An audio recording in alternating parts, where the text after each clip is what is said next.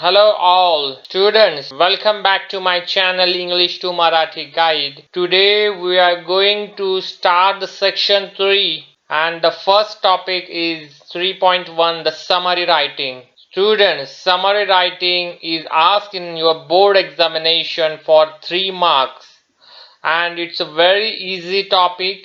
I have tried to explain in a very simple language with some tricks. So watch this video till end. Summary writing. Let's first start with what means by summary writing, its do's and don'ts, whatever given in the lesson. Summary writing brevity is the soul of wit. Summary writing म्हणजे सारांश लेखन. जो काही मोठा paragraph किंवा मोठा लेख आहे तो एका सारांशामध्ये लिहिणे म्हणजे सारांश लेखन म्हणजे समरी रायटिंग. ब्रेव्हिटी म्हणजे चपखलपणा, संक्षिप्तपणा. सोल म्हणजे आत्मा किंवा प्राण आणि विट म्हणजे भाषा कौशल्य. तर आता आपण पूर्ण वाक्याचा मीनिंग बघूया. Summary writing brevity is soul of wit म्हणजे सारांश लेखनामध्ये चपखलता किंवा संक्षिप्तपणा हा भाषा कौशल्याचा प्राण आहे. तर असं कोण म्हणतं? This is the one of the countless maxims coined by William Shakespeare. तर विल्यम शेक्सपियरनं बनवलेल्या ज्या असंख्य म्हणी, असंख्य म्हणजे काउंटलेस, मॅक्सिम्स म्हणजे म्हणी किंवा सुप्रसिद्ध वचनांपैकी हे एक आहे. It is relevant to the speaking as well as writing. आता सारांश लेखन हे बोलण्यासाठी आणि लिहिण्याच्या सुद्धा संबंधित आहे. Brevity or कन्सिजन. कन्सिजन म्हणजे संक्षिप्तपणा. आपण जे काही बोलतो ते अतिशय प्रिसाइज आणि कोन्साइज पाहिजे, त्याच्यात बाष्कळपणा नको. म्हणून समरी रायटिंगमध्ये संक्षिप्तपणा हा खूप महत्त्वाचा आहे. परत एकदा त्याचा मीनिंग येथे सांगितला आहे. Brevity and concision is the cutting out of unnecessary words while conveying an idea. Idea म्हणजे कल्पना व्यक्त करताना अनावश्यक शब्द काढून टाकणे हा संक्षिप्तपणा होय. Next, it aims to enhance communication by eliminating redundancy without omitting important information. आता एम म्हणजे उद्देश, एनहान्स म्हणजे वाढविणे, कम्युनिकेशन म्हणजे संवाद, इलिमिनेटिंग म्हणजे काढून टाकणे, रिडंडन्सी म्हणजे अतिरेक किंवा अनावश्यक शब्द, अँड ओमिटिंग म्हणजे वगळणे, इम्पॉर्टंट म्हणजे महत्त्वाचे, इन्फॉर्मेशन म्हणजे माहिती. तर सारांश लेखनाचा मुख्य उद्देश हा संवाद वाढविणे आहे. तर कसा? अनावश्यक शब्द नष्ट करून व महत्त्वाची माहिती न वगळता. Summary writing is one of its kind that has been described as one of the elementary principles of writing. तर आता समरी रायटिंग म्हणजे सारांश लेखन हा एक असा प्रकार आहे ज्याचे वर्णन लेखनाच्या किंवा भाषा कौशल्याचा प्राथमिक किंवा मुख्य तत्वांपैकी एक आहे असे करण्यात आलेले आहे. Next, to speak what is required and to write what is necessary is a requisite towards the development of the language skills. To speak what is required, आवश्यक तेवढेच बोलणे, अँड टू राईट आणि आवश्यक आहे तेवढेच लिहिणे. दिस इज नेसेसरी, हे अतिशय आवश्यक आहे. तर कशासाठी? Towards the development of language skill, भाषा कौशल्याचा विकास करण्यासाठी. It is important to be brief in written expression, आणि लेखनातून स्वतःचे मत काही व्यक्त होण्यासाठी थोडक्यात माहिती लिहिणे आवश्यक आहे.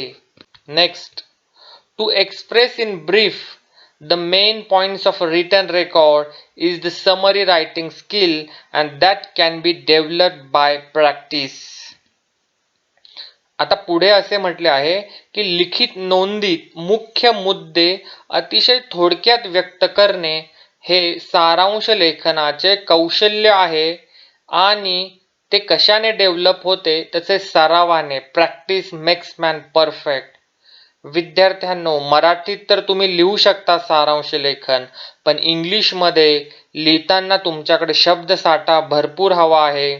तुम्हाला तो पॅराग्राफ हा पूर्णपणे ग्रास्प झाला पाहिजे.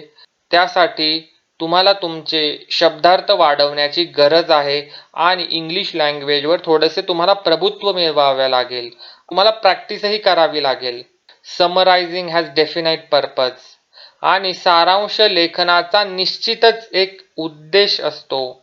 The purpose of a summary is to give the reader a clear objective picture of the original text. आता पुढे असं सांगण्यात आलं आहे की सारांश लेखनाचा पर्पज काय असतो, तर मूळ मजकुराचे क्लिअर म्हणजे अतिशय स्पष्ट, ऑब्जेक्टिव्ह म्हणजे वस्तुनिष्ठ चित्र देणे हा होय. Most importantly. आणि समरी रायटिंग म्हणजे सारांश लेखनामध्ये सर्वात महत्त्वाचे म्हणजे the summary restates only the main points of a text or a lecture without giving examples or details. म्हणजे सारांश म्हणजे केवळ मजकूर किंवा व्याख्यानाचे मुख्य मुद्दे सांगतो. Restates only the main points. आणि सारांश लेखनामध्ये उदाहरणे, एक्झाम्पल आणि details such as the dates, numbers और स्टॅटिस्टिक्स हे काहीही देत नाही. Dos of summary writing. Summary writing मध्ये लिहिताना काय करायचे आहे हे विद्यार्थ्यांनो काळजीपूर्वक लक्षात घ्या. परीक्षेमध्ये तुम्हाला एक पॅसेज नक्की येणार ज्याचे तुम्हाला समरी रायटिंग करायचे आहे. तर सर्वात पहिले read and reread the passage. उतारा वाचा आणि पुन्हा पुन्हा वाचा. Then understand. आणि उतारा पुन्हा पुन्हा वाचल्यामुळे तुम्हाला समजेन. Read the instruction. पॅसेजमध्ये दिलेल्या सूचना काळजीपूर्वक वाचा. त्यानंतर find exactly what you need to summarise. तुम्हाला नेमके काय सारांश किंवा समरी लिहायची आहे ते तुम्ही शोधा. Identify the main idea through the process of asking the questions. Passage वाचल्यानंतर प्रश्न विचारण्याच्या प्रक्रियेद्वारे त्या पॅसेजमध्ये दिलेली मुख्य कल्पना तुम्ही ओळखायची आहे. Then forms the short sentence on your own. तुम्ही स्वतः छोटी छोटी वाक्य तयार करा. Connect the sentence using linkers. आणि लिंकर्स वापरून तुम्ही सेंटेन्स जोडायची आहे. आता तुम्हाला लिंकर्स माहीतच आहे. And, also, as well as किंवा तुम्ही कॉज अँड इफेक्टही सांगू शकतात. Because, so, therefore. अशा पद्धतीने तुम्ही तुमची वाक्य जोडायची आहे. Remove redundant words and sentence from the key sentences. Redundant म्हणजे अनावश्यक शब्द तुम्ही महत्त्वाच्या वाक्यांमधून काढून टाकायची आहे. कधी कधी पॅसेजमध्ये तीच माहिती परत सांगितली जाते, तर तशी वाक्य किंवा शब्द तुम्हाला काढून टाकायचे आहे. ओमिट डिटेल्स आणि अननेसेसरी दिलेला तपशील तुम्ही वगळायचा आहे. Avoid your on interpretation. तुम्ही स्वतः कुठलाही अर्थ लावायचा नाही आहे. पॅसेजमध्ये जी संकल्पना, जी आयडिया दिलेली आहे ती कुठेही त्यामध्ये चेंज न होता तुम्हाला समरी रायटिंग लिहायची आहे. आता आपण बघूया डोंट्स ऑफ समरी रायटिंग, की समरी रायटिंग लिहिताना काय नाही करायचं आहे ते आता आपण बघूया. तर इन्क्लूड. त्यामध्ये काहीही समाविष्ट एक्स्ट्रा माहिती तुम्ही जोडायची नाही आहे. एक्सक्लूड. त्यातला महत्त्वाचा भाग हा वगळायचा नाही आहे. ज्याची जी मूळ संकल्पना आहे ती जशीच्या तशी ठेवायची. आणि आत्ता सांगितल्याने रिडंडंट वर्ड तुम्ही वगळायचे आहे. ॲड. त्या पॅसेजमध्ये कुठलेही स्वतःच्या मनाने भर घालू नका. कमेंट. कुठल्याही सेंटेन्सवर किंवा त्या पॅसेजच्या मेसेजवर तुम्ही कुठेही काही टिप्पणी करायची नाही आणि कुठल्याही सेंटेन्स समजण्यासाठी कुठलंही उदाहरण द्यायचं नाही. तर हे आहे डोंट्स ऑफ समरी रायटिंग. तर विद्यार्थ्यांनो, आता पॅसेजमध्ये जो एक लर्निंग डिसॅबिलिटीवर एक पॅसेज दिला आहे तो आपण समजण्यासाठी घेऊया की कशा पद्धतीने समरी रायटिंग लिहिलेली आहे ती मी तुम्हाला समजावून सांगतो. तर सुरू करूया. आता लर्निंग डिसॅबिलिटी म्हणजे शिकण्याचे काही जे विकार असतात. तारे जमीन पर हा पिक्चर आहे ज्यामध्ये लर्निंग डिसेबल मुलाची गोष्ट त्या मूवीमध्ये सांगितलेली आहे. तर आपण बघूया की लर्निंग डिसॅबिलिटी म्हणजे काय किंवा शिकण्याचे जे विकार आहे जे लहान मुलांमध्ये आढळतात तर ते कुठकुठले आहे, त्या रोगांची किंवा त्या विकारांची नावं आपल्याला पुढे दिलेली आहे आणि आपण त्या विकारांवर कशा प्रकारे मात करू शकतो हेही या पॅसेजमध्ये सांगितलेलं आहे. तर आपण पहिल्यांदा तो पॅसेज पूर्ण स्टडी करू आणि त्यानंतर आपण त्याची समरी लिहूया. तर सुरू करूया. Learning disability is an umbrella term. Umbrella term म्हणजे विविधांगी संज्ञा की ज्यामध्ये खूप काही इन्क्लूड आहे लर्निंग डिसॅबिलिटीमध्ये for a wide variety of learning problems. की शिकण्याच्या विकारांमध्ये विविध शिकण्याच्या ज्या समस्या आहे त्यासाठी लर्निंग डिसॅबिलिटी ही एक संज्ञा दिलेली आहे. Children with learning disorder might be labelled as a slow learners but they are as smart as everyone else. आणि विद्यार्थ्यांनो, समाजाची ही वास्तविक स्थिती मांडली आहे की लर्निंग डिसऑर्डर असलेल्या मुलांकडे समाजाची बघण्याची दृष्टी ही अतिशय वेगळी आहे. त्यांना स्लो लर्नर्स किंवा हळू शिकणारे असे लेबल किंवा शिक्का मारला जातो, परंतु ते इतरांप्रमाणेच हुशार असतात असं यात सांगितलेलं आहे. They just need to be taught in proper environment conducive to their learning speed and level. Conducive म्हणजे अनुकूल, लर्निंग स्पीड म्हणजे त्याची शिकण्याची गती आणि लेवल म्हणजे त्याची पातळी. तर अशा मुलांना ज्यांना लर्निंग डिसॅबिलिटी आहे त्यांना फक्त त्यांच्या शिकण्याच्या गती आणि पातळीनुसार योग्य वातावरणात शिकवणे आवश्यक आहे. Observations of a child over a period of time by parents at home and teachers in school can provide valuable information about the way a child is able to learn and function in all the ways that he should be able to at his age and level. घरातील पालक आणि शाळेतील शिक्षकांनी काही कालावधीसाठी केलेल्या निरीक्षणांमुळे एखादे लहान मूल असते ना ते त्याच्या वयात आणि त्याच्या पातळीवर कशा प्रकारे शिकते आहे, कार्य करते आहे याविषयी आता मौल्यवान माहिती मिळू शकते. There may be a certain apparent problems while reading, writing, listening, speaking, reasoning and dealing with the maths. त्यांना वाचनास अडचणी निर्माण होतात, लेखन, श्रवण, ऐकलेलं त्यांना कळत नाही, त्यांना बोलायला त्रास होतो, बोलणं त्यांना लवकर जमत नाही, ते रिझनिंग म्हणजे तर्क करू शकत नाही आणि गणिते सोडवताना सुद्धा त्यांना अशा काही समस्या येतात. Once these problems are identified, it is time for proper investigation. अशा समस्या जर त्या मुलांच्या ओळखल्या तर तेव्हा योग्य तपास करण्याची वेळ येते.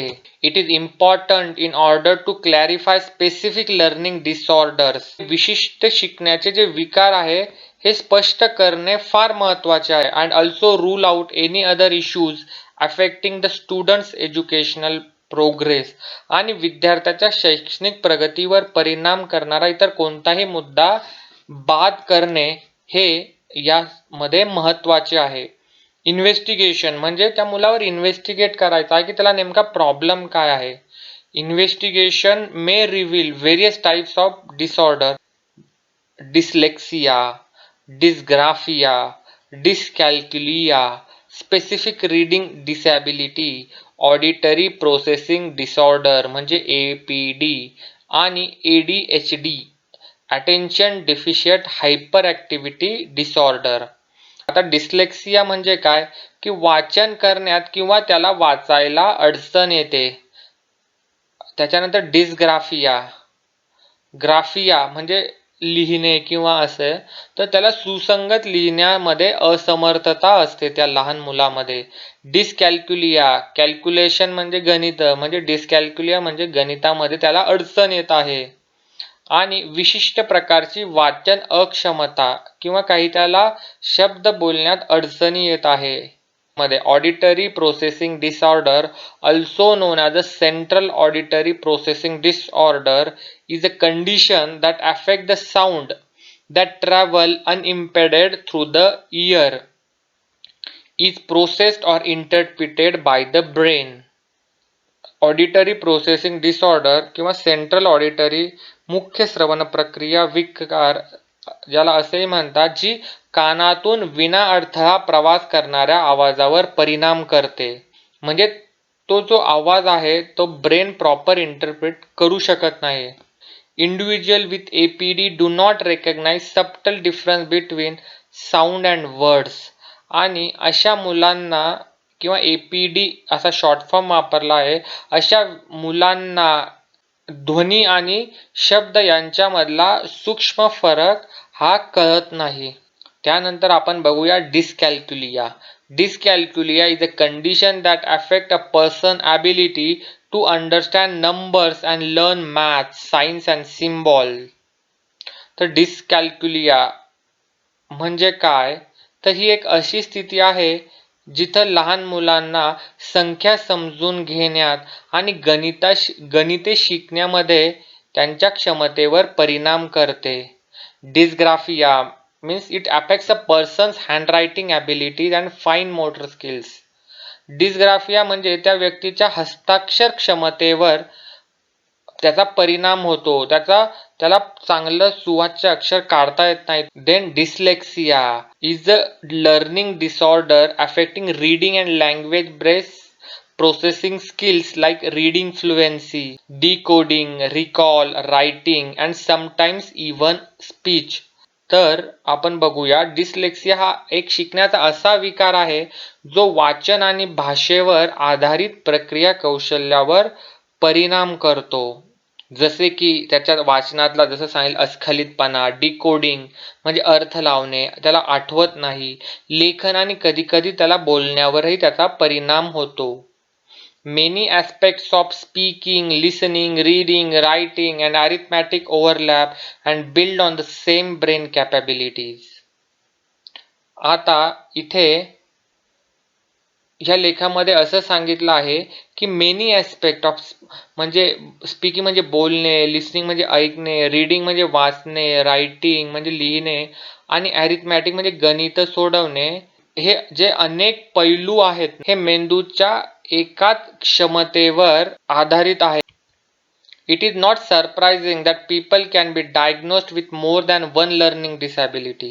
की लोकांना एकापेक्षा अधिक शिकण्याची अक्षमता असल्याचे निदान होते आहे. लोकांना म्हणजे इथे मुलांना.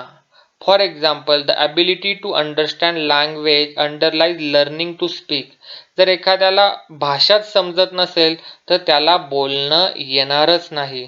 Therefore, any disorder that hinders the ability to understand language will also interfere with the development of the speech, which in turn hinders learning to read and write. आता इथे जर एखाद्याला भाषाच समजत नसेल, एखाद्या मुलाला बोलताही येणार नाही, त्याच्यात सुद्धा हस्तक्षेप होईल, विच इन टर्न, आणि त्याचा इफेक्ट काय होईल, त्यामुळे त्याला वाचायला आणि लिहायला सुद्धा अडथळे येतील.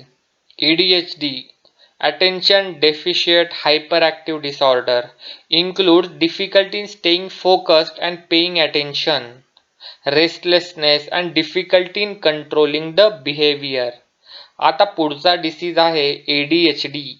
तर ह्या डिसीजमध्ये लहान मुलांना एकाग्र चित्त राहणे, फोकस आणि पेईंग अटेन्शन आणि लक्ष देणे जमत नाही.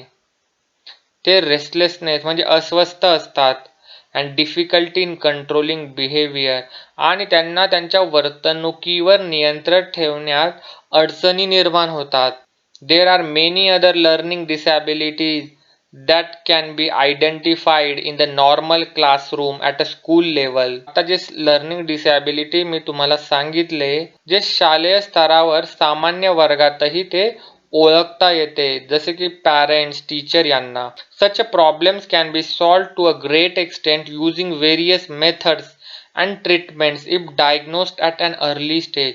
आणि इथं या लेखात सांगितलं आहे की सुरुवातीच्या टप्प्यात जर याचे निदान झाले तर विविध प्रकारच्या पद्धती किंवा उपचारांचा वापर करून अशा समस्या मोठ्या प्रमाणात सोडवल्या जाऊ शकतात.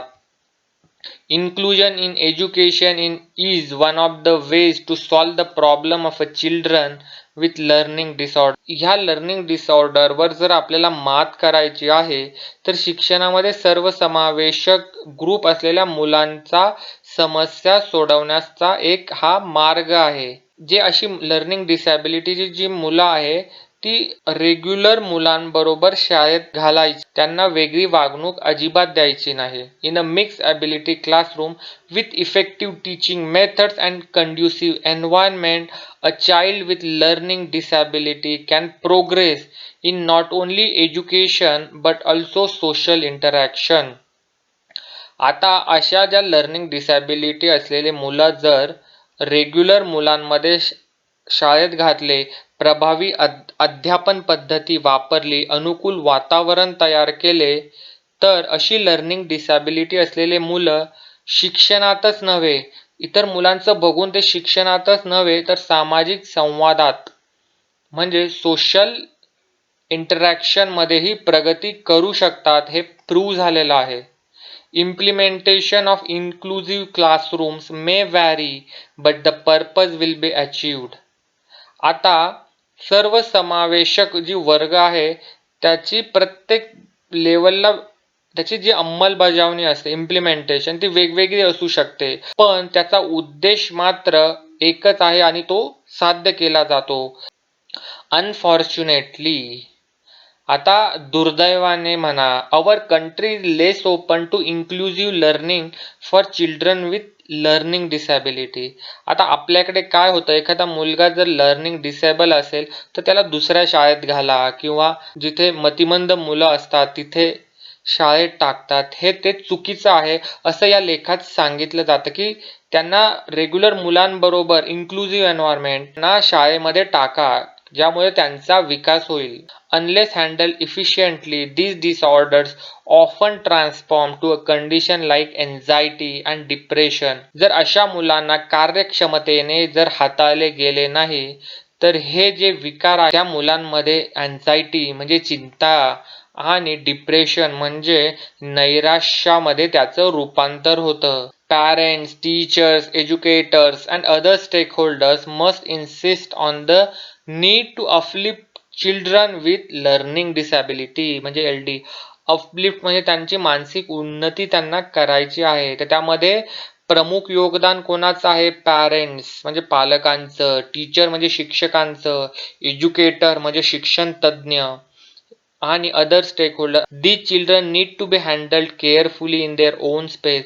आणि अशा मुलांना आपल्या ठिकाणी काळजीपूर्वक हाताळणे फार गरजेचे आहे.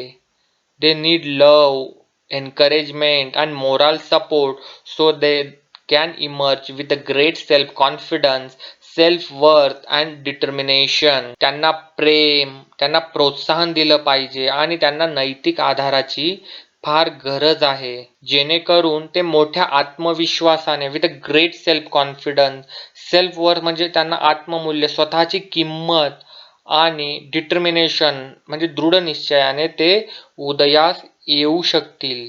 विद्यार्थ्यांनो, आता आपण ह्या लेसनची समरी रायटिंग बघूया. पुस्तकामध्ये दिलेली समरी रायटिंग आपण रेफरन्स घेऊया. तर सर्वात पहिल्यांदा प्रत्येक पॅराग्राफमधील महत्त्वाच्या सेंटेन्सवर तुम्ही लक्ष द्या, ते अधोरेखित करा. तर सर्वात अगोदर आपण सुरू करूया. Learning disability is an umbrella term for a wide variety of learning problems. हे अतिशय महत्त्वाचं सेंटेन्स आहे, त्यामुळे ते समरीमध्ये घेतलेलं आहे. त्यानंतरची जी माहिती आहे तर ती लर्निंग प्रॉब्लेम त्या मुलांमध्ये काय आहे त्याची एक जनरल माहिती दिली आहे, ती समरी करताना आपण घेतली नाही. त्यानंतर सेकंड पॅराग्राफ. तर आता लर्निंग प्रॉब्लेम म्हणजे नेमके काय, तर ते आपण आता ते पण महत्त्वाचं आहे. Reading, writing, listening, speaking, dealing with math problem. त्यानंतर पुढचं sentence, one this problem are identify it's time for a proper investigation. आता ह्या प्रॉब्लेमचे इन्व्हेस्टिगेशन करायचं आहे. हा सुद्धा अतिशय महत्त्वाचा शब्द आहे, म्हणून तो समरी रायटिंग मध्ये आलेला आहे. आणि आता आपण पॅराग्राफ नंबर 3 बघूया. तर आता इन्व्हेस्टिगेशन. तर इन्व्हेस्टिगेशन कशाचं करायचं आहे, तर dyslexia, dysgraphia, dyscalculia and specific reading disability, auditory processing disorder, ADHD दिलेले हे सर्व विकार अतिशय महत्त्वाचे आहेत, म्हणून आपण ते समरी रायटिंग मध्ये घेणार आहोत. पॅराग्राफ नंबर 4 मध्ये ह्या सर्व विकारांची डेफिनेशन आणि त्याची लक्षणं दिलेली आहेत. त्याची सारांश रायटिंग मध्ये गरज नाही, म्हणून आपण ते घेणार नाही आहोत. People can diagnose with more than one learning disability. हे अतिशय महत्त्वाचं सेंटेन्स आहे. म्हणजे एका मुलाला किंवा माणसाला एकापेक्षा जास्त लर्निंग डिसॅबिलिटी असू शकतात, म्हणून ते एक वाक्य आपण घ्यायचं आहे. पॅराग्राफ नंबर 5 मध्ये ह्या ज्या लर्निंग डिसॅबिलिटीज आहे त्या कशा सॉल्व करायच्या ते दिलेलं आहे. तर त्यातलं महत्त्वाचं सेंटेन्स आहे की ह्या सर्व disabilities can be solve at a classroom at a school level. हे एक सेंटेन्स घ्या. त्यानंतर inclusion in education is one of the way. हे सुद्धा महत्त्वाचं सेंटेन्स आहे. आणि सर्वात last, implementation of inclusive classroom may vary but the purpose will be achieved. येथे पर्पज हा शब्द अतिशय महत्त्वाचा आहे, त्यामुळे हे सुद्धा सेंटेन्स यामध्ये येणार ते नक्की तुम्ही इन्क्लूड करा. आता पॅराग्राफ 6. तर पॅराग्राफ 6 मध्ये आता भारतामध्ये ह्या लर्निंग डिसॅबिलिटीवर काय केलं जातं ते दिलं आहे, त्यामुळे ते एक वरचं जे पहिलं सेंटेन्स आहे ते तुम्ही समरी रायटिंग मध्ये लिहू शकतात. लास्टचं सेंटेन्स हे ऑलवेज एक कन्क्लुजन टाईप असतं, त्यामुळे कुठलीही समरी रायटिंग आली ना, तुम्ही शेवटचं एक सेंटेन्स आहे ते त्यामध्ये तुम्ही नक्की लिहा.